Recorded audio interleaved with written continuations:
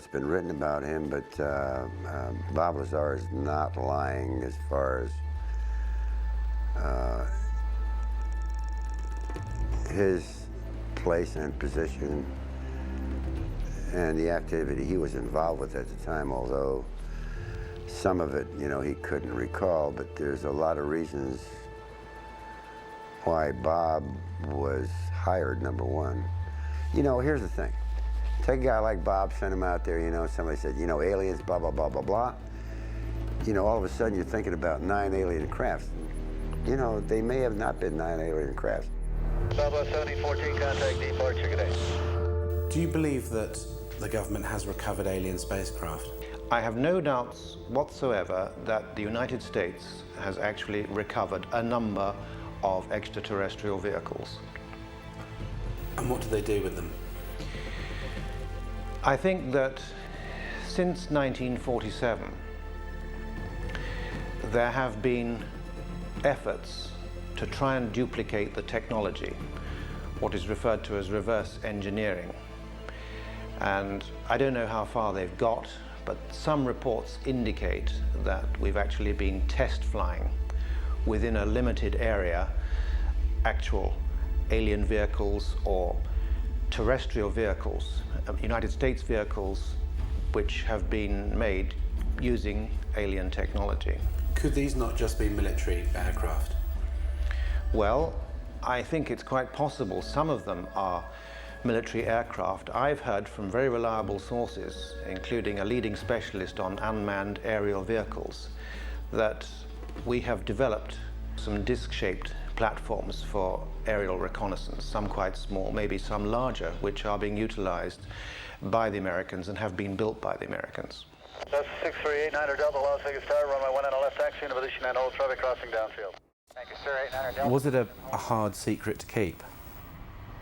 It was a virtually impossible secret to keep, but I did play by the rules, and it caused a lot of problems. It caused problems in my family life. I mean, imagine being married at the time, and you know, you get a call, you know, perhaps at night, and a strange voice on the phone. Okay, you disappear, you can't tell your wife who it was on the phone, where you're going, and you come back, you know, sometime early in the morning. I mean, what is she going to think?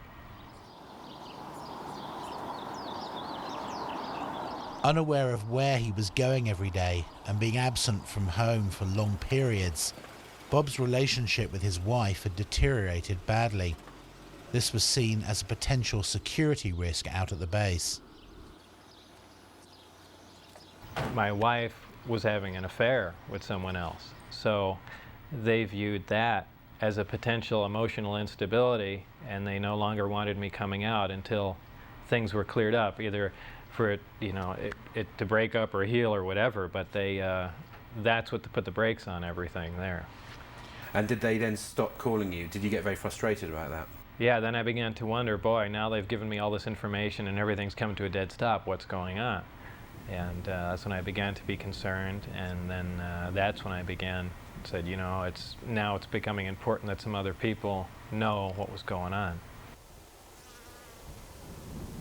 As the silence turned from days to weeks, he finally decided to tell his wife and closest friends just what he'd been doing. Were you aware of the security implications?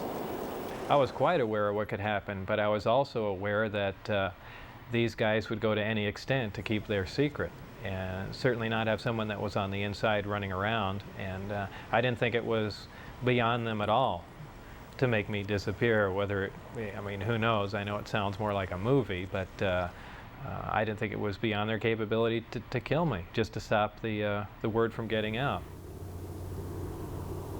Bob knew the test flight schedule for the discs and took his wife, his best friend Jean Huff, and another friend John Lear out to the desert near the base on a Wednesday night in March 1989.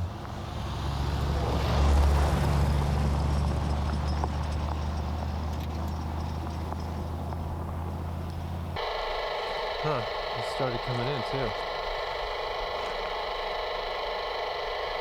How far away can that thing pick up stuff if it's like overhead, like up in the air?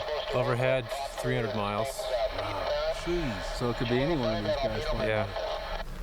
Yeah. Well, that sounds military to me. I don't know how many miles will be ahead of you, but you never know. Yeah, I bet you that's what this is. We got. Oh. You see that? Whoa. Yeah, what was that? Did you see that light just come on over there? That just I was looking right at it. Yeah. Here, let me check it out. Well, that was a shooting star. Right above it was a meteor too. No, there's a steady light. No, it's a steady light that just came without on. any kind of.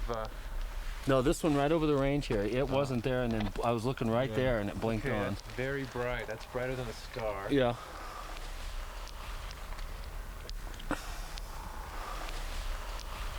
Huh? Doesn't look like landing lights. We got the light clear now, sir. We figured out what the problem is, and whatever that heading is, we're ready for it. Huh? Interesting. 30. Okay, just change course. Oh. White light? Yeah. Yeah, he's coming at us. What did you see when you were out there? Shortly after the flight time that I had recorded,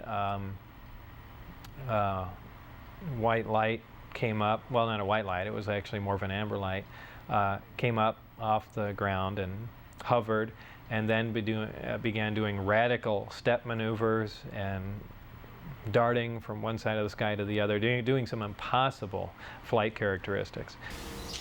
Do you think what you saw over the desert that night was an alien spacecraft? Could I identify it as an ET craft without Bob's help? No, it would have been like I said, an elliptically shaped saucer doing, just doing moves that we're not capable of, but I could not say that, no, this wasn't some advanced Earth technology. We got the light clear now, sir. We figured out what the problem is, and whatever that heading is, we're ready for it.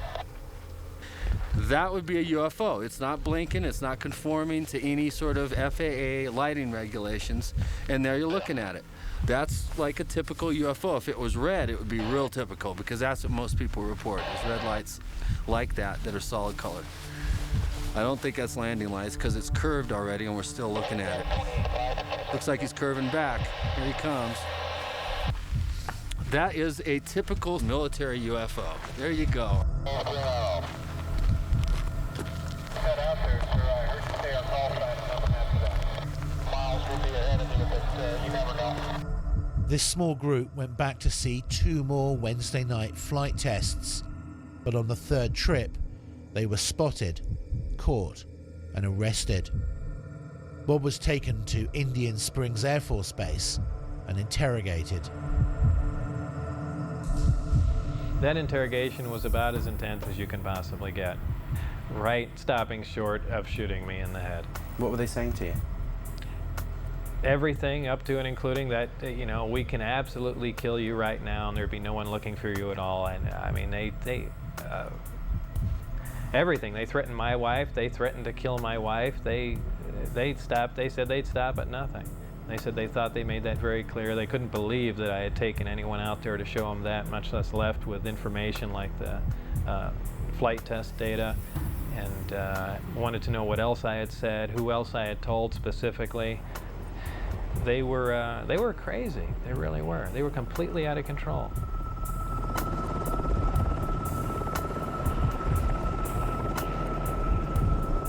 After this interrogation at Indian Springs Air Force Base, Bob says that he was put under constant surveillance by security personnel. His phones were tapped, his movements were monitored, and he often found his car followed by military helicopters. Worried about what might happen to him and angry about how he was being treated, he decided to hit back and approached a local TV station about an interview. I thought if I did an interview in silhouette, it would be kind of pushing back a bit, where say, you guys stop, and not saying too much, but just saying enough just to let them know that I'm pushing back a bit and then lay off, or it's going to get worse. It was really the only thing I could do. Did you get any calls from the military or from former workers to say, what the hell are you doing? right after the interview aired, Dennis Mariani, who was my supervisor, called, and all he said was, "Do you have any idea what we're going to do to you now?" And that was the end of the phone call. That was the last.